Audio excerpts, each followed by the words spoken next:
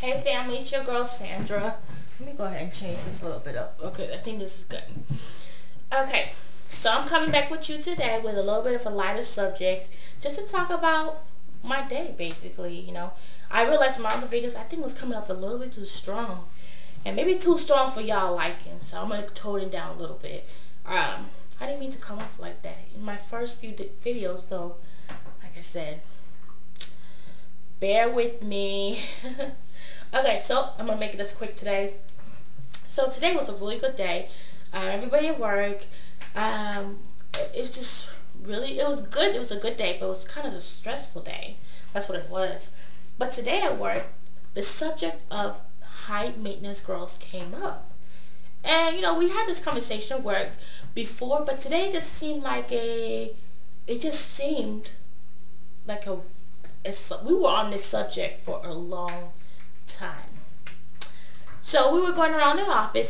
There's a guy in my office, and he was basically telling us what kind of, he would look at us, the women in the office, and say, I think this is the type of high maintenance girl you are.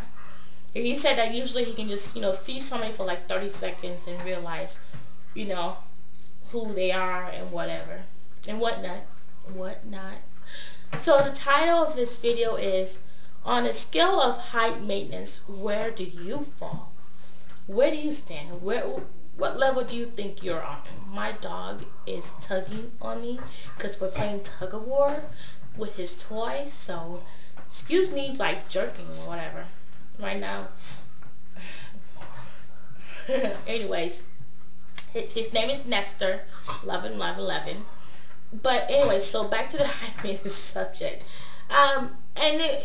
He looked at me. He was like, he told me that I come across very aggressive.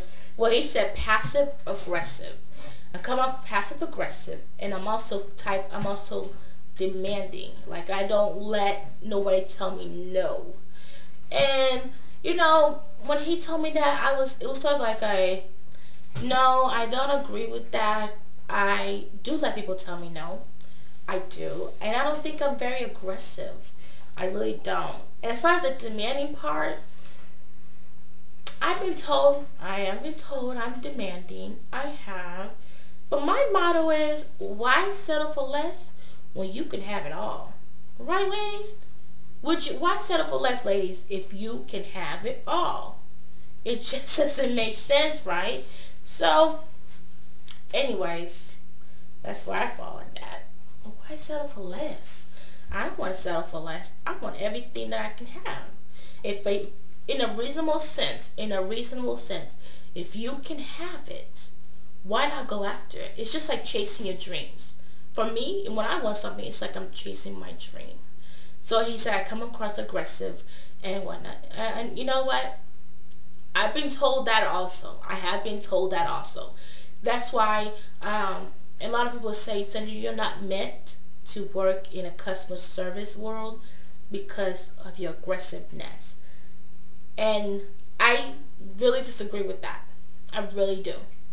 Yes, I am aggressive, but I know the fine line between helping somebody and just brushing them off and telling them like it is. No, I'm not like that. So I don't really believe that I'm that aggressive. I know my balance. I know when it's time to be aggressive and when it's not.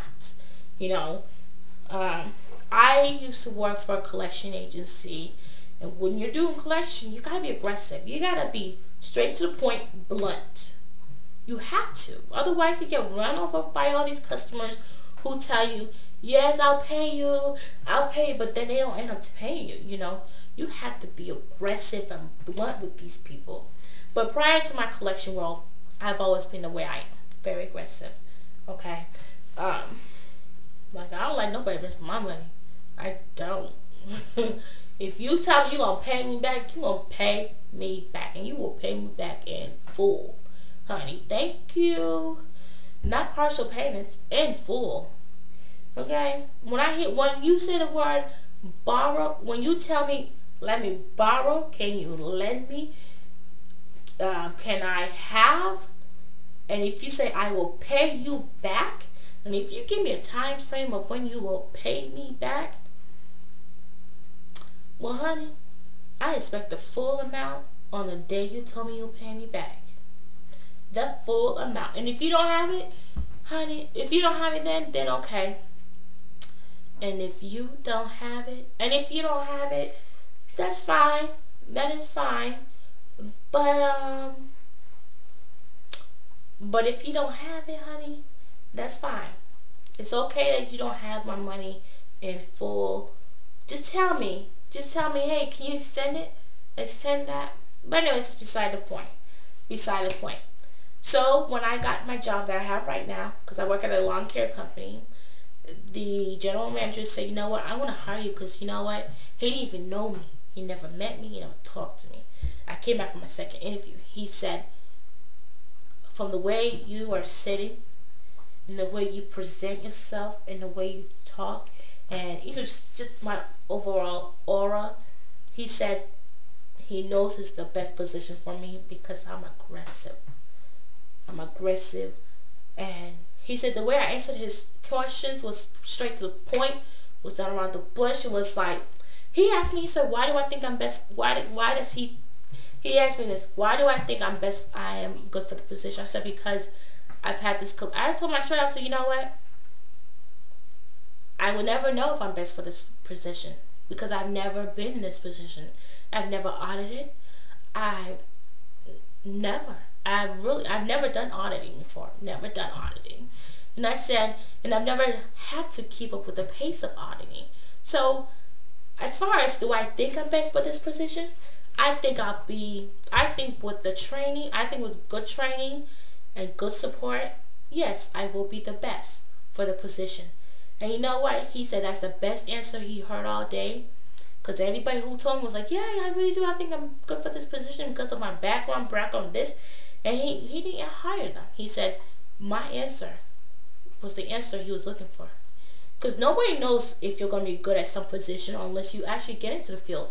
Yeah, you may have had prior experience, but every company runs differently. Just because your last company ran this way does not mean this company will run that way. You know what I'm saying? Just like the collection world. When I worked for the collection company, it was a whole different background. You know, so he noticed I was very aggressive with that. So, ladies, I'm just rambling right now. So, sorry. Back to the topic. On a scale of height maintenance, and I would say, well, I don't know. Are you aggressive? You know, are you demanding? Aggressive and demanding, I guess, kind of go together. So, you know, if you look at it, you know, you can be demanding, but you're not aggressive. You know, you're gonna be demanding, but do you actually deliver on your demands? Does your demands get met? See, I'm aggressive and demanding, so my demands get met. See, so it's up to you. Are you demanding or aggressive? Are you the type of high maintenance person that likes to shop and you will find any man, not any, I should say it, and you make sure that you have the right spouse or partner to, you know, help you along with that area. You know what I'm saying? So, and of course, like I said, he said it's different types of height maintenance. I don't know all the types. I just know that I'm aggressive and demanding. And, oh, he did mention I'm sort of a condescending girl. Hey, you know what? It's what it is. If that's what I come across, that's what I come across. So, ladies, rate yourself and be honest with yourself. Be honest. What type of height maintenance girl are you? And is this keeping you from meeting your man? Who knows?